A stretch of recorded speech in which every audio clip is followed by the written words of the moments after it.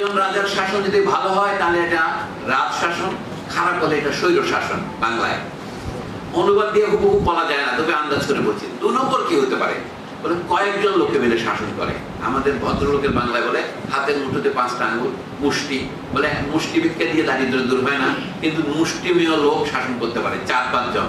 Oligarchy বলে ইংরেজিতে। মুষ্টিমেয়কে ভালো হলে বলে অ্যারিস্টোক্রেসি।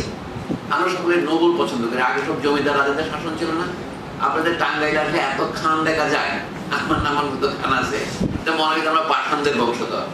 তাদের কুলায় না বলে আপনার খানের সাথে পন্দি লাগান, খানের সাথে লতি লাগান, খানের সাথে তেল লাগান। এইটা হচ্ছে এক ধরনের অ্যারিস্টোক্রেসির চিহ্ন। এইটা অ্যারিস্টোটলের মধ্যে ভালো শাসন। এটা যখন খারাপ হয় তখন বলে অ্যাসালম, সালমান শাহ, বসুন্ধরা, এটা হচ্ছে এই ধরনের শাসন হয়। এটার নাম কি?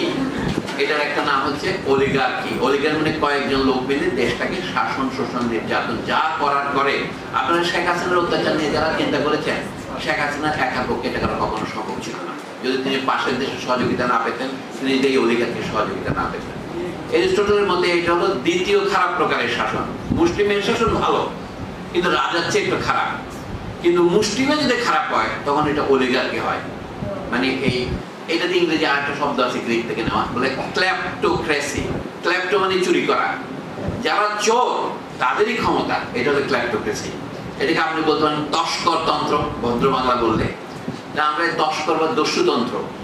ওই যে ইন্দিরা গান্ধীকে চিনতে মৌলানা ভাসানী কি লিখেছিলেন, তোমার দেশের দস্যুরা যা করিতেছে, আমাদের গরিব, কৃষক, মজুর, মেহনতি জেলে থেকে তারা আগ্নেয়াস্ত্র নিয়ে আক্রমণ করছে। এই বক্তব্য ভুলবার মতো নয়।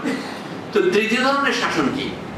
এটা বলুন, অনেক লোক মিলে শাসন করবে, অর্থাৎ সমাজের প্রায় সকলে জানেন 10 জনের একজন করে প্রতিনিধি করে তাদের সমাজের আইন তৈরি করবে, সেটা শাসন হবে। এইটাকে গ্রিক ভাষায় বলা হয় পলিটি। এইটারই আধুনিক বাংলা অনুবাদ হচ্ছে সমাজতন্ত্র। অ্যারিস্টটলের মধ্যে অনেক লোকে মিলে যদি ভালো শাসন করে তাকে সমাজতন্ত্র বলে। কিন্তু সমাজতন্ত্র যদি খারাপ হয়, তার মধ্যে যদি দিনের পর রাতে হয়, তখন এটার নাম হয় গণতন্ত্র।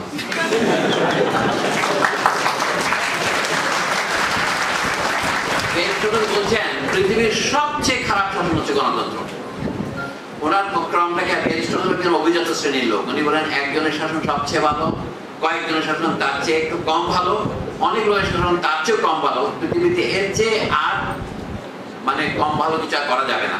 কিন্তু প্রত্যেকের একটা অশুভ রূপ আছে। রাজতন্ত্রের অধঃপতন হলে স্বৈরতন্ত্র হয়, তারপরে অভিজাত তন্ত্রের অধঃপতন হলে সেটা কতিপয়তন্ত্র হয়, সেটা লুটতন্ত্র হয়, দস্যুতন্ত্র হয়। কিন্তু সমাজতান্ত্রিক সমাজ, অর্থাৎ যে সমাজের লোক সকলেই নিজেদেরকে নিজের মত অনুসারে চালায়, সেটা যদি খারাপ হয় তখন অ্যারিস্টটল তার নাম দিয়েছিলেন ডেমোক্রেসি। ডেমোস মানে গণ, তাই ডেমোক্রেসি। এখন দেখেন সারা পৃথিবীতে মনে করে কি এখন আমরা সবাই গণতন্ত্রী। যারা রাতে ভোট দিয়েছে তারা কি গণতন্ত্রের নামে রাতে ভোট দেয় নাই? হ্যাঁ, কাজে শব্দ দিয়ে প্রতারিত হওয়া যাবে না।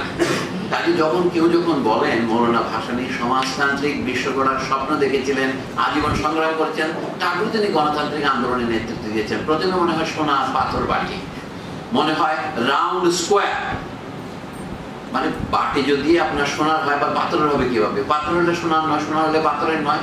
এই জন্য আমি বলছি গণতন্ত্র সমাজতন্ত্রের সম্পর্কটাই। অ্যারিস্টটল বলছেন সমাজতন্ত্রের যখন অধঃপতন হয় তখনই গণতন্ত্র হয়। তাহলে বর্তমান বিশ্বে তাহলে গণতন্ত্র জিনিসটা বলতে আমরা কি বুঝাই? ভাষণ একটু কার্ল মার্কসের নাম নিলে অনেকে শিউরে ওঠে। মৌলানা ভাসানী আধুনিক যুগের রাজনৈতিক নেতাদের মধ্যে একজন তিনি শিউরে উঠতেন না। মৌলানা ভাসানী তার ইসলামও ছাড়েন নাই, আবার তিনি কার্ল মার্কসের নাম নিলেও উষ্মা প্রকাশ করতেন না।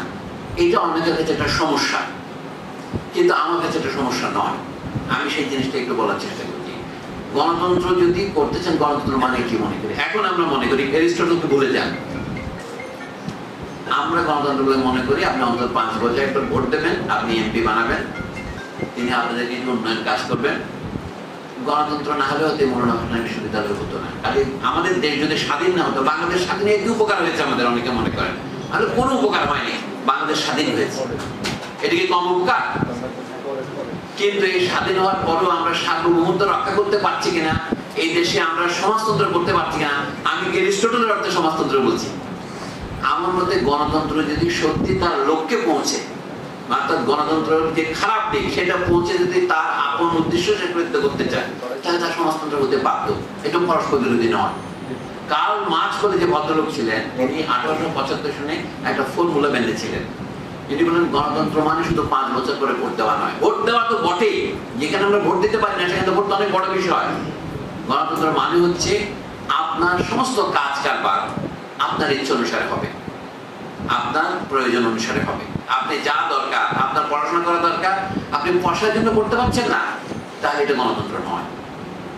আপনার চিকিৎসা দরকার, কিন্তু আপনি চিকিৎসার জন্য আপনার ময়মনসিংহ হাসপাতালে গিয়ে একটা সাধারণ পায়ের আঙ্গুল অপারেশনের জন্য 48,000 টাকা খরচ হচ্ছে, এর গণতন্ত্র